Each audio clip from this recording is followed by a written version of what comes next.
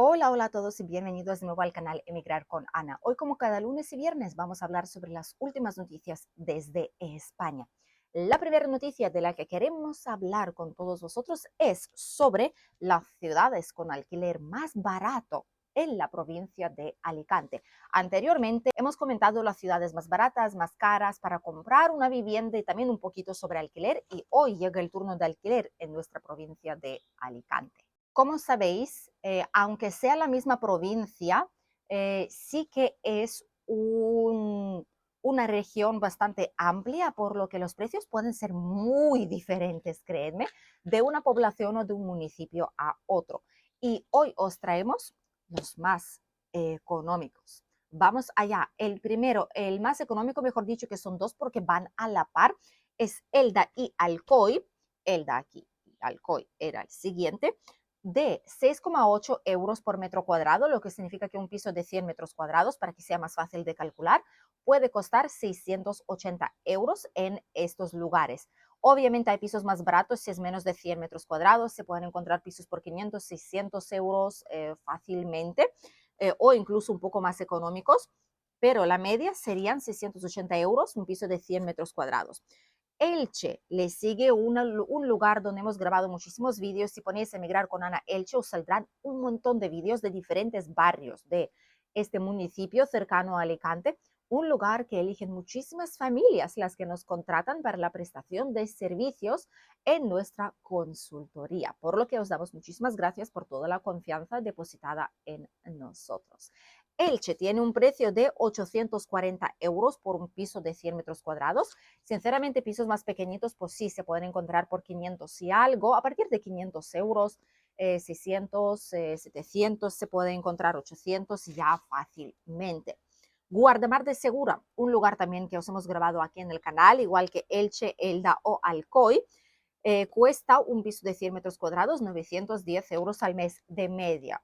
Hay más baratos y más pequeñitos también, obviamente sí, pero cuesta en general un metro 9,10 euros el metro cuadrado, por debajo de 10. Esto es bueno. Después le sigue Muchamel, que ya cuesta 9,5 euros, 9 euros con 50 céntimos el metro cuadrado, por lo que un piso grande de 100 metros cuadrados, aquí se consideran grandes, ¿vale? Cuando ya 100 metros, costaría 950 euros. Y la gente dirá, es que esto ya no es barato. ¿De dónde es eso barato? ¿Cómo puede ser que es esto barato? Pues es la situación de los alquileres aquí en España, tristemente. Cuando antes, por ejemplo, en nuestra zona, uno podría alquilar un bungalow de esquina con su jardín, con su terraza, con sus dos dormitorios, dos baños, salón amplio, en una buena zona, una zona residencial increíble, cerca de todo y a pie de playa, por 550 euros al mes. A día de hoy, esta misma vivienda valdría 1.300 euros. Casi 3 veces ha subido el precio de alquiler de esta vivienda. Así que imaginad, de ahí que los precios que oís, pues más o menos es para un piso grande, pero es la media que cabe de esperar en estas zonas como tal. Y no es lo más caro. Seguimos con San Vicente del Raspeig, también os lo hemos grabado aquí en el canal, lo podéis ver en los vídeos. 970 euros por un piso de 100 metros cuadrados de media, que son 9,70 euros por metro cuadrado. San Juan, no la zona de playa, sino el pueblo de San Juan, San Juan de Alicante, 980 euros por 100 metros cuadrados, 9,80, ya nos acercamos a 10 euros por metro cuadrado. Orihuela sobrepasa los 10 euros por metro cuadrado. Ahí un piso de 100 metros cuadrados ya os costaría de media unos 1.010 euros al mes. Obviamente los hay más baratos, sí, por supuesto, pero los hay también más caros que esto. Tenemos Santa Pola, donde el precio también ha subido últimamente. Sí es cierto que se puede encontrar todavía por 600, 700 euros, 800, 900, sí, pero de media un piso grande, 1.020 euros al mes os costará. En nuestra zona, para que tengáis una idea, en nuestra zona, Benidorm, Albir, Altea, Alfaz del Pi, este tipo de viviendas que encontraríais en zonas un poquito más al sur de Alicante o en el interior, costarían entre 1.300 y 1.600 euros. La misma vivienda de 100 metros cuadrados, para que tengáis una idea de la diferencia, entre 300 y 500 euros de diferencia de nuestra zona a aquella zona un poquito más cercana a Alicante o un poco más al sur o al interior.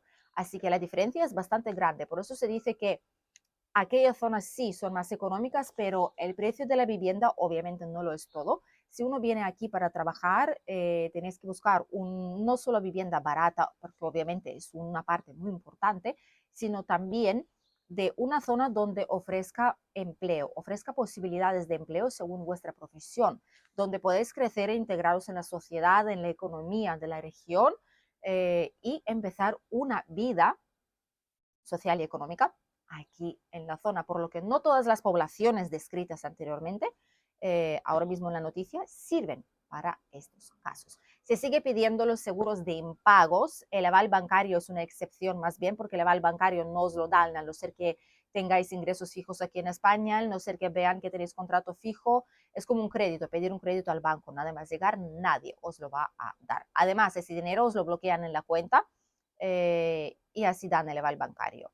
¿De acuerdo? Así que no es tan fácil para nada. Por eso los propietarios actualmente casi nadie lo está pidiendo, pero todos piden seguro de impagos, el que no es tan fácil de aprobar sin tener ingresos fijos aquí en España, al no ser que sea una empresa que trabaje mucho con extranjeros y sepa de diferentes documentos, de qué tipo de documentos se provee en un país u otro, y si hay ingresos estables de una nómina o pensión del exterior, pueden darlos por válidos.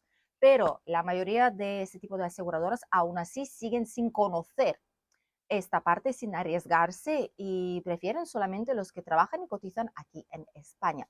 También habrán otros casos, como por ejemplo pedir un año por adelantado. Cada vez hay menos, pero para extranjeros que vienen aquí, aunque sea con papeles, con permiso de residencia, con visados de diferente tipo, si no hay ingresos fijos en España, pueden pedir perfectamente pagar un año por adelantado, pero no todos los propietarios querrán hacer ese tipo de contrato, porque dicen que si después de un año, el primer año se me paga, de acuerdo, pero si después de este año no encuentro un trabajo, ¿qué hago? ¿Cómo me van a pagar? Y el seguro no me cubre. Entonces, esto es una parte muy, muy importante. La segunda noticia que os queríamos compartir es sobre la huelga o las manifestaciones, mejor dicho, protestas, más bien de los médicos aquí en España. Cada cierto tiempo están protestando porque obviamente el trabajo de médico ya de por sí es muy duro, se estudia durante muchos años, después uno tiene que colegiar, tiene que encontrar trabajo, son turnos muy duros de muchísimas horas, muchas más de lo que es normal considerado, ¿de acuerdo? Son guardias, pacientes que muchas veces no entienden que el médico no tiene la culpa de ciertas cosas, pacientes agresivos también, y el personal sanitario pues siempre acaba pagando por el estrés de los demás o por los errores de los demás, cuando no siempre tiene la culpa, ¿vale? En estos casos, ¿por qué protesta el personal médico? Hoy fue a las 11 de la mañana en toda la comunidad valenciana. Los médicos, el personal, normalmente son los médicos, ¿vale? Que son los que más han salido fuera de los centros de salud, de atención, durante media hora se han quedado en la puerta sin hacer nada. Y después han vuelto a sus puestos laborales.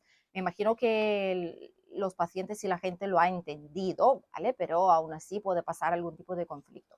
¿Por qué lo están haciendo? Porque hay un anteproyecto del cambio de del estatuto laboral, de las medidas de las condiciones de trabajo en ciertos tipos de médicos. Por ejemplo, dos cosas por las que más protestan. Una de ellas es que un médico, un jefe del departamento, por ejemplo, un médico que tiene experiencia y que no puede compaginar su trabajo en sanidad pública con el trabajo en un centro privado, ¿vale? Prohibir esta acción. De hecho, a día de hoy, como 18% de los médicos trabajan en sanidad privada, y de todos ellos, casi una quinta parte de todos los médicos en España. Y es más, casi la totalidad de ellos, un 81% más o menos, trabajan no solo en sanidad privada, sino pública también. La mayoría lo compaginan. Así tienen algo más de ingresos y pues pueden tener una vida normal, ¿vale? Lo compaginan, hacen consultas 1 o 2 veces por semana en privada y los demás días en público, o en privada solo por las tardes y en pública por las mañanas, etcétera. Lo van modificando los horarios. Y esto mismo lo quieren prohibir. Y también lo que quieren hacer es una exclusividad de los médicos que son recién graduados, ¿vale? El primer trabajo, que durante los primeros 5 años solamente les esté permitido trabajar en sanidad pública, no irse a la sanidad privada. Y esto en este caso, pues obviamente tú pagas por tu carrera, que cuesta lo suyo, aún así las matriculaciones, los créditos, etcétera, gastas muchísimo tiempo, es tu carrera, es tu vida, tú decides cómo quieres trabajar y los médicos no deberían estar condicionados y pagar ellos los errores del gobierno, las malas condiciones de empleo, arregla las condiciones para los médicos y no tendrán que hacer este tipo de cosas. Es fácil prohibirlos, como siempre estamos aquí con limitaciones, con prohibiciones, con ciertas cosas que no acaten el problema en sí, ¿vale? Sino el resultado lo intentan reprimir. Lo mismo con la vivienda. Hay muchas represalias, hay muchas cosas que limitan a los propietarios, a los inquilinos, y solo va a peor y no lo entienden, o mejor dicho, lo entienden, pero no quieren hacer nada al respecto porque a alguien puede ser que le convenga esto. No es muy justo, desde luego, y no tiene ningún sentido lo que se está haciendo y por eso los médicos obviamente están protestando porque el gobierno no tiene derecho a decidir si quiero trabajar en sanidad pública y también en la privada. Estoy atendiendo a la gente, estoy ayudando a la gente, estoy ejerciendo de mi profesión. ¿Qué más te da si la hago en una solo o en ambas? Y no tener ningún voto en decisión, si los primeros 5 años solo puedo trabajar en la pública o combinarla o irme a privada directamente porque me han hecho una oferta mejor que el gobierno no es capaz de hacer, de esto protestan y por ese motivo están protestando. De hecho, este mes, a finales creo que de este mes, van a hacer también una protesta grande, una protesta nacional. No creo que vaya a ser muy, que no van a atender a los pacientes, etcétera, sino que tal vez sea una media hora, una hora, o reducirán la capacidad o harán algo para protestar contra estas medidas, en general, contra las condiciones de trabajo de los médicos y profesionales de sanidad aquí en España. Pero visto lo visto, no creo que sirva de mucho porque tantos años tenemos estos problemas y no parece que llegue ningún tipo de solución que realmente ayude en esa situación. Y la última noticia que os quería compartir es sobre los taxistas en la provincia de Alicante, en la Comunidad Valenciana en general, y también por toda España, en algunas zonas, a excepción de Barcelona, que ahí no es legal, pero aquí sí, porque ahí supuestamente está, no está contemplado en la privacidad, ¿vale? La política de privacidad de datos de las personas, pero aquí existe en la ley, decreto que pueda permitir ello con debida señalización. Estamos hablando de la instalación de las cámaras de videovigilancia dentro de los taxis y primeramente a muchas personas les puede parecer algo muy negativo porque dirán, ¿cómo es que a mí me van a grabar dentro de un taxi? Yo no he dado mi consentimiento, yo no quiero que este vídeo acabe en ningún lado, al saber dónde lo van a poner. Pero pensarlo de forma diferente. Los taxistas son trabajadores que están muy desprotegidos. ¿Por qué? Porque básicamente están conduciendo un vehículo y no pueden reaccionar ante ciertas cosas de forma debida como debería de ser si uno, por ejemplo, fuera por la calle o si fuera un puesto de trabajo donde no estás manejando un vehículo. Hay taxistas que han sido robados, hay taxistas asesinados, hay taxistas que han sido agredidos, hay taxistas que han sufrido muchos problemas y acoso y de la gente que se han ido sin pagar, la gente que han embestido el vehículo aposta para reclamar el seguro, hay gente que se ha enterado encima de un taxi para poder reclamar los daños y el seguro. Hay gente que se está exhibiendo dentro del taxi, no se le puede denunciar porque uno no tiene, no se va a poner conduciendo a grabar detrás, ¿vale? Hay gente que sale del taxi sin pagar y se van. Hay muchísimas causas por las cuales un taxista puede estar desprotegido y cada vez más y más popular es instalar esas cámaras tipo dashcam en los vehículos. Y lo bueno es que no solo graba el interior del vehículo, sino también el exterior, por lo que a la hora de tráfico, a la hora de salida de los clientes, a la hora de cualquier tipo de accidente, etcétera, pues uno puede enseñar qué es lo que exactamente ha pasado.